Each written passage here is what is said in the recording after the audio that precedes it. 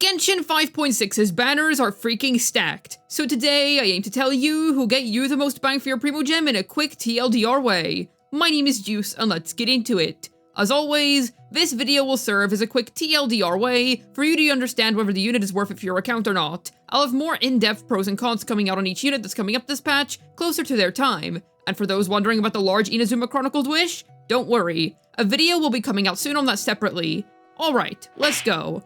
To kick things off, we have Escoffier Ramsey. This queen of crash out cooking has a whole lot to bring to the dinner table. For starters, she's gonna be the unit that finally brings freeze-based teams back into the meta.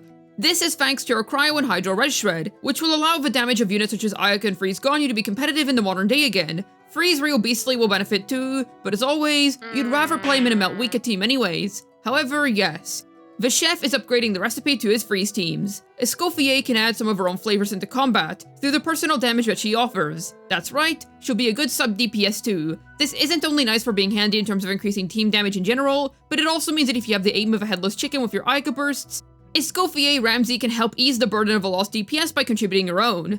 She can heal too, and I'm gonna be honest, being able to heal nowadays isn't some groundbreakingly remarkable quality, but it's a little more interesting in the chef's case, because with her release, Charlotte is fried. Literally.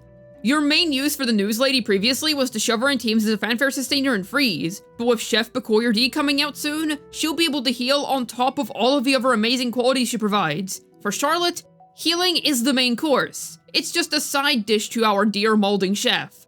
Also, Mr. Settle Down may be seeing new teams too. Himself, Lady Farina, Insane Grandmother, and Escoffier will comprise one really nice team comp for him. Now, whether it can go toe-to-toe with his Celestia Killer team, we'll have to wait and see, but I doubt it. Nevertheless, she'll be a nice boost for Hydra DPSs too. It's unfortunate that she can't really use groupers in her teams as they tend to be animal units, but her main functionality is to make these old freeze teams work in a more single target-centric meta. Those old freeze comps will still work fine if the Abyss favors them after all. I would also say don't overestimate her value. She's going to be good if you have crowd DPSs on your account in need of buffing, but she isn't suddenly going to turn your Ayaka into Moika. Now, if you're interested in the future of Cryo, then perhaps she will be a great investment in the long run, but as it currently stands, I'd only pull if you're interested in the future of Cryo. She serves that particular purpose wonderfully. S tier for the value rankings of this patch. She's not an absolute must-have, but she's certainly a fantastic addition to your account. Her buffs and kit are genuinely insane. I would like to say, she's S tier within this patch. I'm not trying to say that she's meta-defining, but I am definitely saying that of the banners available in 5.6, she's one of the greatest pulls that you can make. Great long-term investment for cryo enjoyers such as myself. Attack! Our daring Mafia leader Navia is finally back in the picture, and that makes me oh so joyous. So what does she bring to the table? Fantastic geo damage that subverts the expectations of what the geo element fundamentally is.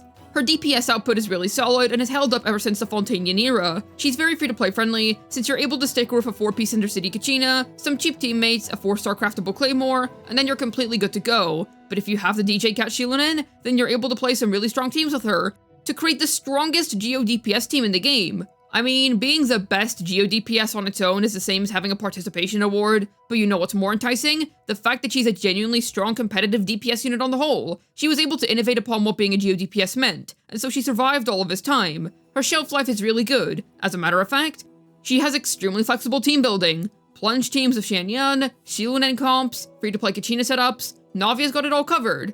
She's fantastic for blasting down Geo Shields, as you'd imagine, so anytime irritating Geo Shield pops up in the Abyss, you'll easily be able to nuke down what's in front of you. I'd also like to talk about how intuitive her playstyle is. In Multi-Wave, you're able to partition out her insane frontload thanks to having 2 skill charges. Because of this, she's able to adapt very comfortably to both single target and multi-wave scenarios alike. Her power level is very consistent, and she still remains as a great DPSing option to this day. I'd say that her effective applications in so many scenarios makes her a fantastic unit. Sure, she's not great in heavy AoE, but that's not really a big deal when you consider all of the other AoE options that we have these days. We're living in the best timeline for Navia, the timeline where she has a dedicated Geo support. However, I wouldn't bother with her high Primogem-based investment unless you intend to C6 her. Her early constellations are, well, they're something alright.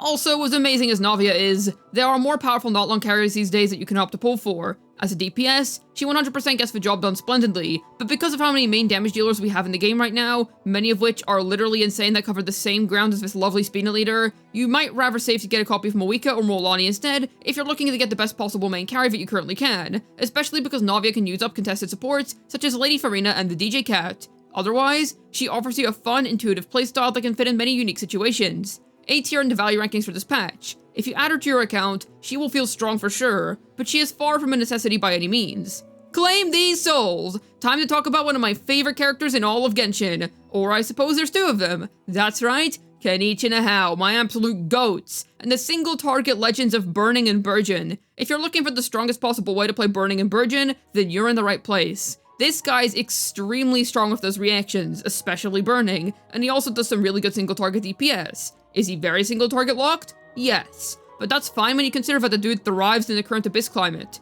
Besides, if you're in a heavy mobbing scenario, then all you peak fanboy Venti enjoyers out there are in luck, because you can play with Venti and group up all nearby trash mobs very easily, so that his cannon shots can hit all the small enemies at once. You do need Venti for that sadly, otherwise yeah, he's a single target only lad, but both are literal peak characters, so hey, if you're goated, you should have Venti already anyway. He's extremely strong for dealing with bosses. Moika's release in 5.3 was a big upgrade to his playability, since the Pyro rank suits his gameplay a whole lot better than Xiangling's Pyronado. However, if a Liyue Chef is your only option, then yes, you can 100% make a good use of her too. He also has some neat free-to-play friendly craftable options on his side, so you could run something like Kinich, Bennett or Yansan, Xiangling, and an effective 4-piece deep holder for your Pixel Lad and his aggressive lizard buddy. This guy's exploration is easily the best out of any Notlon character too. His grapple feels useful outside of Notlon, which is great, and within the region, it's one of the abilities that consume the least amount of Night Soul when you're trying to get around the place. Genuinely, this guy has not left my team since day one of me getting him. I'm a C6 lady for Rena main, but honestly, I think I also count as a Kinich main too, considering how he's basically glued to my account.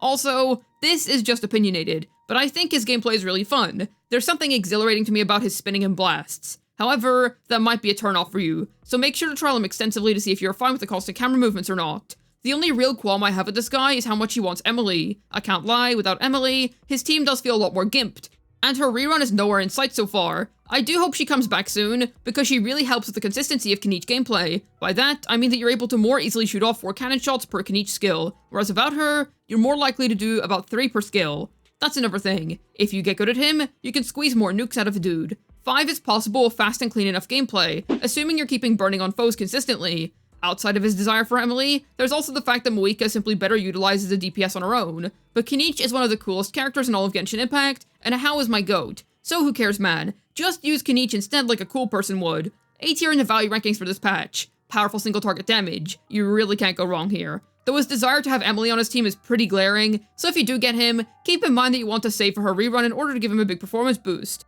I'm placing Navia above him as she's more free-to-play friendly thanks to 4-piece Intercity Kachina, but Kinich is literally him, so he's worth it no matter what in my eyes. Time to talk about a unit that should have honestly been chronicled with how garbage her value is nowadays. Raiden is not a good unit anymore, and saying so is just coping. Hyperbloom isn't anywhere near as strong as it used to be, and pulling Raiden just for that is a little silly, even if she comprises my personal favorite Flicker team. Otherwise, her damage at C0 is incredibly underwhelming, and at C2, she becomes a mediocre DPS. Huzzah!